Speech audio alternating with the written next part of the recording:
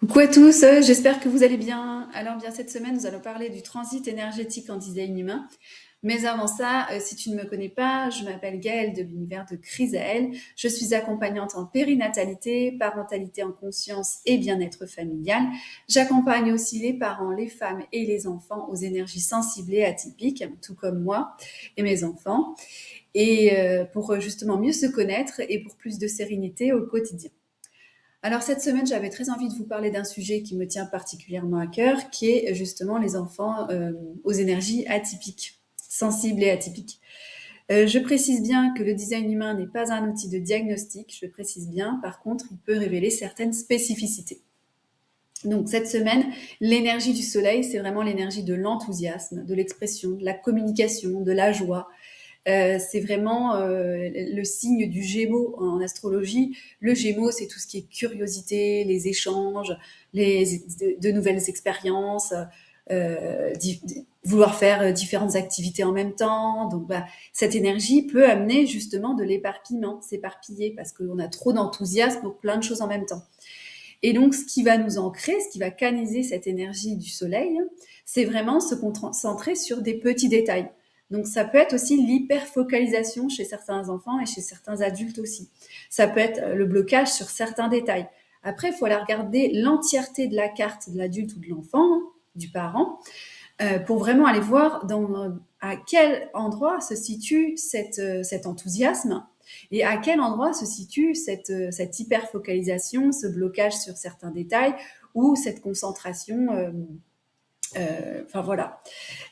Donc j'avais un exemple précis. J'ai accompagné un enfant là récemment sur la difficulté, enfin le refus de porter un t-shirt manche courte et un short avec ces fortes chaleurs. Hein, c'est pas évident. Donc ce qui peut vraiment se passer, c'est vraiment une hypersensibilité. Hein, et puis c'est un sentiment d'insécurité dans son corps aussi.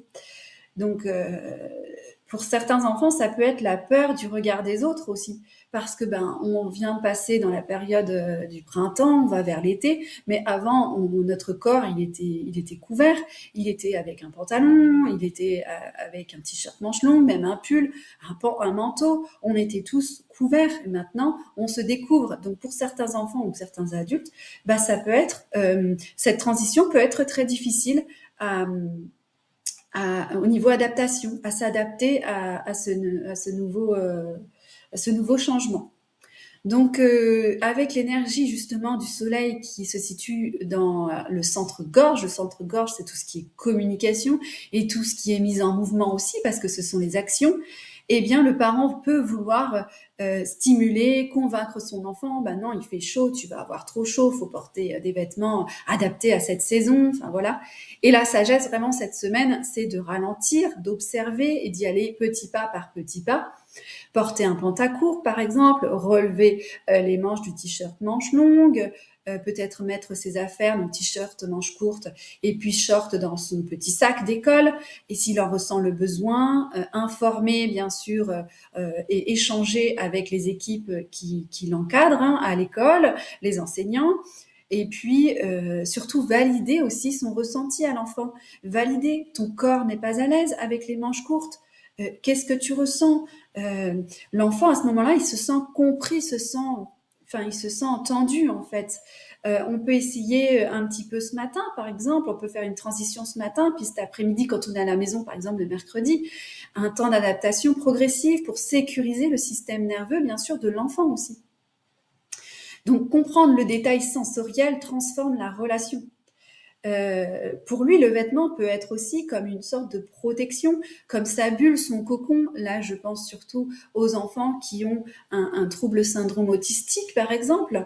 Enfin, tous ces enfants et ces adultes qui ont justement une hypersensibilité sensorielle, une hypersensibilité émotionnelle ou même cognitive, parce que là, je parlais aussi d'hyperfocalisation, de blocage sur certains détails de l'enthousiasme d'apprendre de nouvelles choses aussi, hein, d'être dans les apprentissages, d'être dans les formations.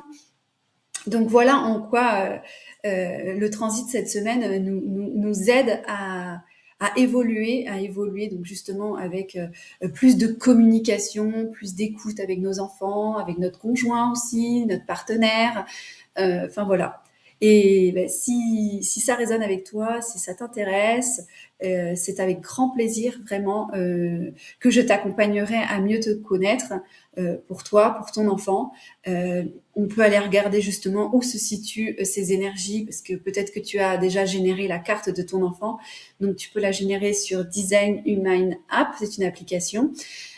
Et puis, tu peux, justement, ça dépend vraiment de l'entièreté de la carte. Là, c'est une infime partie du design humain que je vous transmets.